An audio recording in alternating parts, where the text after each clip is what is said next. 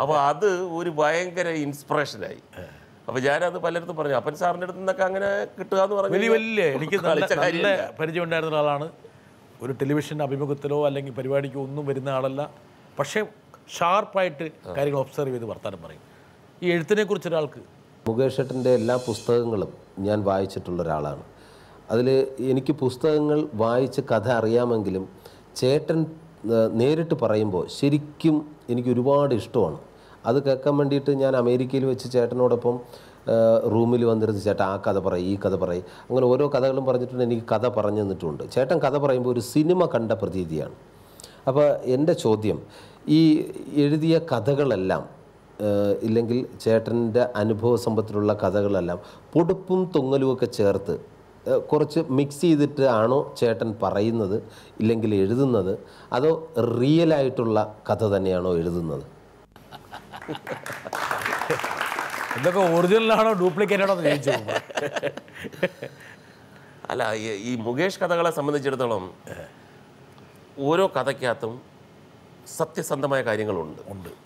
നമ്മുടെ ഒബ്സർവേഷൻസാണ് പൊടിപ്പും തൊങ്ങലും എന്ന് പറയുന്നത്. ഇങ്ങനെ ആയിരിക്കാം, ഇങ്ങനെ അല്ലേ, ഒരുപക്ഷേ എന്നൊക്കെ പറയുന്നത്. പക്ഷേ അതിനകത്ത് ജെനുവിനായിട്ടുള്ള ഹ്യൂമർ വരണമെന്നുണ്ടെങ്കിൽ, നമ്മളിപ്പോൾ ഹ്യൂമറിന് വേണ്ടി ഒന്നും ചെയ്യുന്നില്ല, വരണമെന്നുണ്ടെങ്കിൽ അതിനകത്ത് ഒരുപാട് സത്യം വേണം.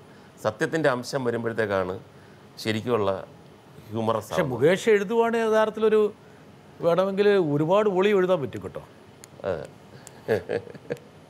എഴുതിക്കൊണ്ടേയിരിക്കുക. എന്താ കാരണം വെച്ചാൽ പ്രത്യേകിച്ചൊന്നും ചേർക്കേണ്ട കാര്യമില്ല. അത് സുരാജിനെ അറിയാത്തതുകൊണ്ടാണ്. എല്ലാം ഒറിജിനൽ തന്നെയല്ലേ. ഒറിജിനൽ എഴുതിയാൽ തന്നെ യഥാർത്ഥത്തിൽ ഏറ്റവും നല്ല ഫിക്ഷനേക്കാരും നല്ല മനോഹരിതയുണ്ടാവും. മുഴുക്ക എഴുതാൻ പറ്റുന്നില്ല. കോംപ്ലിമെൻ്റ് കേട്ടോ.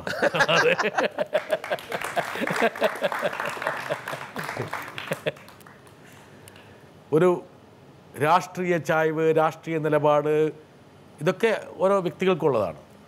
ഇടതുപക്ഷ സർക്കാരിൻ്റെ കാലത്ത് സംഗീത നാടക അക്കാദമിയുടെ തലപ്പത്ത് വന്നു. രാഷ്ട്രീയമുണ്ടോ മുകേഷിന്? രാഷ്ട്രീയം എന്ന് പറഞ്ഞു കഴിഞ്ഞാൽ അങ്ങോട്ട് ശരിക്കും ഒരു മെമ്പറല്ല. പക്ഷേ എനിക്ക് എൻ്റേതായിട്ടുള്ള രാഷ്ട്രീയമുണ്ട്. അത് രഹസ്യവുമല്ല. ഞാൻ ഒരു ഇടതുപക്ഷ സഹയാത്രികനാണ്. സജീവ രാഷ്ട്രീയത്തിലേക്കൊന്നും പ്രവേശിക്കാനൊന്നും താല്പര്യമില്ല. അപ്പോൾ തൽക്കാലം താല്പര്യമില്ല എന്ന് പറഞ്ഞാൽ അതങ്ങനെ ഒരു വരുവാണ് വരട്ടെ. നമ്മളായിട്ട് ഇനി വേണ്ടാന്നും പറയുന്നില്ല, വേണ്ടതില്ലെന്നും പറയും. മക്കള് ഒരുപക്ഷെ മുകേഷിൻ്റെ പാതയിലേക്ക് വരണ്ടേ? അല്ല, അവർ എൻ്റെ അച്ഛൻ്റെ ഒരു നിയമം ഉണ്ടായിരുന്നു എൻ്റെ വീട്ടിൽ. ആദ്യം പഠിത്തം, പിന്നെ കല. അപ്പം ഞങ്ങൾക്ക് 2-3 പേർക്കും ചെറുപ്രായത്തിൽ തന്നെ നാടകത്തിലൊക്കെ ഇറങ്ങി പുറപ്പെടാമായിരുന്നു. പക്ഷേ അവിടെ ഒന്നും അടുപ്പിച്ചില്ല. ഏതെങ്കിലും തരത്തിൽ ഇതൊന്നും ഇല്ലെങ്കിൽ തന്നെ അവർ പഴച്ചു വീണു. കാര്യം ഇത് ഒരു ഗ്യാരണ്ടി ഇല്ലാത്തൊരു ഫീൽഡാണ്. ഇപ്പോഴും ഏറ്റവും സൂപ്പർ സ്റ്റാറായിട്ട് നിൽക്കുന്ന, സിനിമയിൽ നിൽക്കുന്ന ഒരാൾ ഏത് ഭാഷയിലാണെങ്കിലും 3-4 പടം അടുപ്പിച്ച് പൊളിഞ്ഞു കഴിഞ്ഞാൽ ഈസ് നോവെയർ. ആരും ഒന്നും ചെയ്യാൻ പറ്റത്തില്ല. അപ്പം അതിന് ആ സമയത്ത് വേണ്ട ഒരു കരുതൽ. അപ്പോൾ എൻ്റെ 2 മക്കളും, ഒരാൾ മെഡിക്കൽ കോളേജിൽ പഠിക്കുകയാണ്, മെഡിസിൻ പഠിക്കുകയാണ്. ഒരുത്തൻ ഇളയാൾ BBAക്ക് പഠിക്കുകയാണ്. അപ്പം ഇളയാൾക്ക് ശരിക്കും പറഞ്ഞു കഴിഞ്ഞാൽ മുകേഷിൻ്റെ ശൈശവ വിവാഹമായിരുന്നല്ലേ? അതെ, വളരെ ചെറുപ്പത്തിൽ. അപ്പം ഇളയാൾക്കൊക്കെ അഭിനയിക്കണമെന്നൊക്കെ എൻ്റെ അടുത്ത് ഇങ്ങനെ പറയും.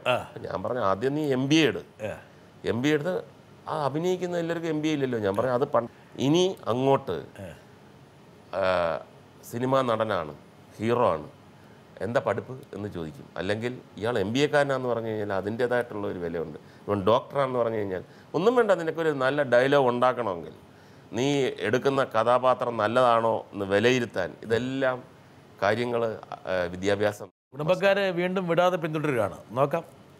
മുകേഷ് എന്ന നടൻ മലയാളത്തിൽ 30 വർഷം പിന്നിടുകയാണ്. മലയാളത്തിൽ ഏറ്റവും കൂടുതൽ ടൈമിംഗ് ഉള്ള നടന്മാരിൽ ഒരാളാണ് മുകേഷ്. ഇനി മുകേഷ് തിരഞ്ഞെടുക്കാൻ പോകുന്ന കഥാപാത്രങ്ങൾ, അല്ലെങ്കിൽ ഇനി മുകേഷിന് അഭിനയിക്കണം എന്ന് ആഗ്രഹിക്കുന്ന കഥാപാത്രങ്ങൾ ഏതെല്ലാമായിരിക്കും? വേണമെങ്കിൽ ഒരു കാര്യം, അളിയൻ്റെ കൂടെ നമുക്ക് പെങ്ങളെയും കൂടെ ഇടാം, എന്നിട്ട് ഒരുമിച്ച് മറുപടി പറയാം. മുകേഷ് ഏട്ടൻ ഒരു നല്ല നടനാണ്. വളരെയധികം കോമഡി സെൻസ്, ടൈമിംഗ് ഉള്ള ആളാണ്. ഇതൊക്കെ എല്ലാം അങ്ങ് പ്രൂവ് ചെയ്ത് കഴിഞ്ഞു. പക്ഷേ കൂട്ടുകാരുടെ ഇടയിൽ മാത്രം ഒതുങ്ങി നിൽക്കുന്ന താങ്കളുടെ അസാമാന്യമായ ഒരു പാഠവുമുണ്ട്. അതായത് കഥകൾ, നല്ല നല്ല രസകരമായ കഥകൾ, അനുഭവ കഥകളും അല്ലാതുള്ള കഥകളും മെനഞ്ഞെടുക്കാനും അത് സത്യസന്ധമായി വർണ്ണിച്ച് വിവരിച്ച് മറ്റുള്ളവരെ ബോധ്യപ്പെടുത്താനുമുള്ള ഒരു അസാമാന്യ കഴിവ് താങ്കൾക്കുണ്ട് എന്നാണ്. അത്തരം കഴിവുകൾ ആ സുഹൃത്ത് സംഗമത്തിൽ നിന്ന് ഒരു മാസ്, അതായത് ഒരു വലിയൊരു ജനങ്ങൾക്ക്, ഒരു കാണികൾക്ക് വേണ്ടി എന്നാണ് അങ്ങ് കാഴ്ചവെക്കാൻ പോകുന്നത്? ഒരു സ്ക്രിപ്റ്റ് റൈറ്ററായോ ഡയറക്ടറായോ ഞങ്ങൾക്കത് പ്രതീക്ഷിക്കാമോ? അളിയനും പെങ്ങളും വിടാതെ പിടികൂടുക. മനസ്സമാരമായിട്ട് ജീവിക്കാൻ സമ്മതിക്കില്ല. 2 കണക്ഷനാണ്. ഒന്ന്, നല്ലൊരു കഥാപാത്രത്തെ എന്നാണ് മുകേഷ്. അല്ല, അത് നമ്മളല്ലല്ലോ തീരുമാനിക്കുന്നത്. നല്ല കഥാപാത്രത്തെ തേടിയുള്ള അന്വേഷണം തന്നെയാണ്. ഞാൻ വളരെ യാദൃച്ഛികമായിട്ട് ഷൂട്ട് ചെയ്തതിൻ്റെ ഇടയ്ക്ക് ഒരു ഓട്ടോറിക്ഷക്കാരൻ നല്ല സ്പീഡിൽ പോവുകയാണ്. അപ്പോൾ ഞാൻ റോഡിൽ നിന്നിട്ട് അവിടെ ഓടി വരുന്ന രംഗമാണ് ഈ അടുത്ത കാലത്ത്. പെട്ടെന്ന് എന്നെ കണ്ടപ്പോൾ നിർത്തി. അപ്പം ഞാൻ പറഞ്ഞ്, സുഹൃത്തെ ഷോർട്ടാണ്, വിട്ടുപോയിക്കോ. അല്ലല്ല, അതൊക്കെ ശരി തന്നെ, ഞാൻ ഒരു കാര്യം ചോദിക്കാൻ വേണ്ടി വന്നതാണ്. സാറേ, കുറേ കാലമായി സാർ അഭിനയിക്കുന്നില്ലേ, കുറേ കാശൊക്കെ ഉണ്ടാക്കിയില്ലേ, ഇനി നല്ല റോള് ചെയ്യും.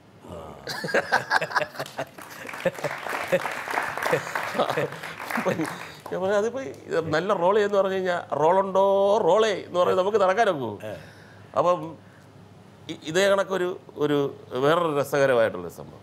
അപ്പം തിരുവില്ലാമല അമ്പലത്തിൽ കുറേ കൊല്ലം മുമ്പ് ഷൂട്ട് ചെയ്തുകൊണ്ടിരിക്കുകയാണ്. അപ്പം എൻ്റെ ഷോട്ട് കഴിഞ്ഞിട്ട് ഞാൻ കസേരയിൽ മാറി ഇങ്ങനെ ഇരിക്കുകയാണ്.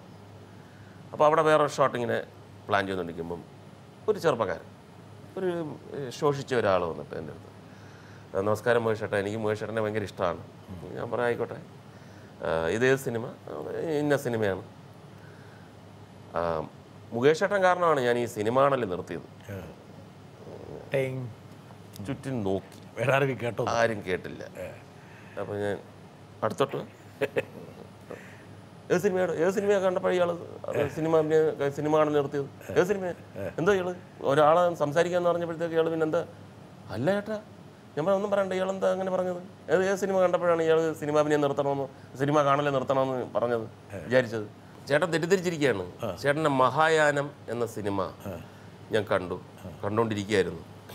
അപ്പം അതിനകത്ത് ചേട്ടൻ്റെ പുറത്തൂടെ ലോറി ഇങ്ങനെ കയറി ഇറങ്ങുന്ന ഒരു ഭാഗത്തിൽ ഞാൻ ബോധം കെട്ട് വീണു. എല്ലാവരും എന്നെ ആശുപത്രി കൊണ്ടുപോയപ്പോൾ ഡോക്ടർമാർ എന്നെ പരിശോധിച്ചിട്ട് പറഞ്ഞു, മേലാൽ സിനിമ കാണരുത്. ഞാൻ പറഞ്ഞു, കൈ പിടിച്ചിട്ട് പറഞ്ഞു, എല്ലാവരും വന്നേ എന്നാണ് സിനിമ കാണലെ നിർത്തിയതെന്ന് പറഞ്ഞു കൊടുത്തേ. നേരെ ഓപ്പോസിറ്റ് അടിച്ചു. അപ്പോൾ ഓരോ ആൾക്കാർക്കും നമ്മളെപ്പറ്റി ഓരോരോ അഭിപ്രായങ്ങളും ചിന്തകളും ഉണ്ട്. ഇപ്പം രാജേന്ദ്രൻ പറഞ്ഞു ഏത് റോളാണ് എടുക്കുന്നത്. അപ്പം ഒരുപാട് പേരെൻ്റെ അടുത്ത് ചോദിച്ചിട്ടുണ്ട്, ഏതെങ്കിലും ഒരു സ്വപ്ന റോളുണ്ടോ? സ്വപ്ന റോളുടെ സിനിമയിൽ അങ്ങനെ ഒരു സ്വപ്ന റോളില്ല. കാര്യം ഇപ്പം ഉദാഹരണത്തിന് അക്ബറിൻ്റെ ഒരു സിനിമ എടുക്കും. അക്ബർ ചക്രവർത്തിയായിട്ട് മുകേഷ് അഭിനയിക്കുന്നു. സ്ക്രിപ്റ്റ് വായിക്കുമ്പോൾ ഹ്യൂമയോണാണ് നല്ല റോളെങ്കിൽ നമ്മൾ അങ്ങോട്ട് മാറത്തില്ല. അക്ബർ ചുമ്മാ ഇരിക്കത്തേ ഉള്ളൂ, അഭിനയം മുഴുക്ക ഹ്യൂമയോണാണ്, പക്ഷേ ഹീറോ അക്ബറാണ്. അപ്പം നല്ല റോളെന്ന് പറഞ്ഞു കഴിഞ്ഞാൽ ആ സ്ക്രിപ്റ്റിനകത്ത് ഏത് റോള് നല്ലതാണ്.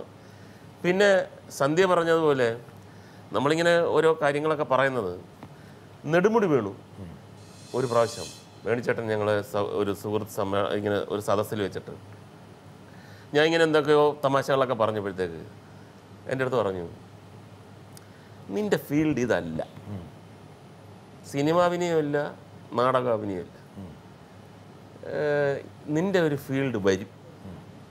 കാര്യം ഇത് എക്സെപ്ഷനിലാണ്. ഇതിങ്ങനെ പറയുന്നതെന്ന് പറഞ്ഞു കഴിഞ്ഞാൽ അതിൻ്റെ ഓരോരോ കാര്യങ്ങൾ ഓർത്ത് ഒരു 10 കൊല്ലം മുമ്പ് നീ പറഞ്ഞ അതേ കാര്യം വീണ്ടും കേൾക്കാൻ ഞാൻ ആഗ്രഹിക്കുന്നു. കേൾക്കുമ്പോൾ ഒരു വ്യത്യാസമില്ല, ഇച്ചിരി കൂടിയല്ല, കുറഞ്ഞിട്ടില്ല. അപ്പം നിൻ്റെ ഒരു മേഖല വരും, എപ്പോൾ വരുമെന്ന് പറയാനൊക്കത്തില്ലെന്ന്. അപ്പോൾ ആ മേഖല വരട്ടെ.